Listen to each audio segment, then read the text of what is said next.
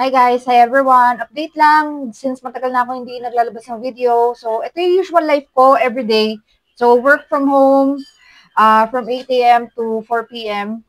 Ganyan. Depende kung may task or walang task. So, and then after the work, doing the business, magre-restock ng mga sabon, Fabcons, yung mga ganyan.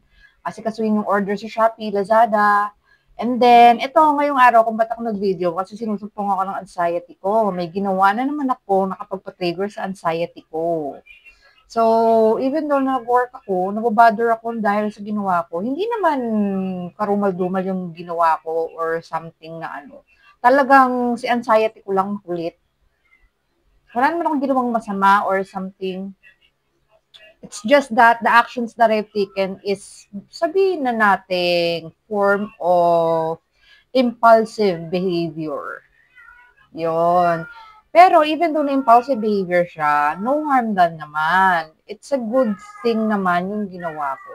However, ito si anxiety ko makulit. Ang kulit-kulit niya, kung ano-anong side yung iniisip niya. Bakit mo ginawa yan? Bakit ganito? Bakit ganyan?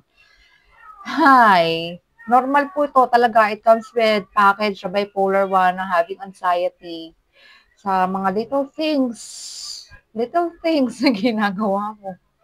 Nag-anxiety ka for no reason at all. Yan guys. So, this is the boring part of my life.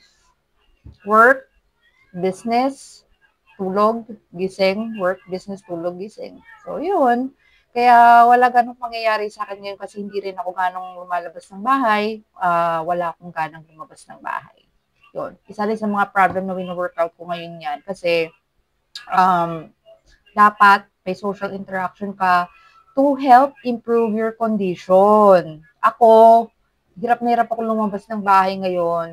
Hindi dahil sa tinatamad or ano, hindi ko alam kung anong reason. Basta hindi ako makapag any social interaction. Yun. Iniiwasan ko yung mataong lugar.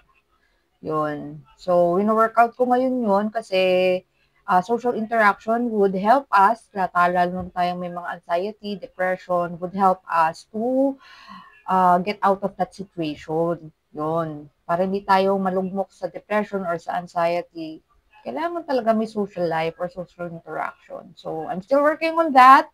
And guys, sorry kung wala akong ganong videos kasi ayoko naman puro drama ang i-post ko sa mga social medias ko, di ba? So, yun lang, update sa akin and talk to you next time. Hoping everyone is okay and God bless.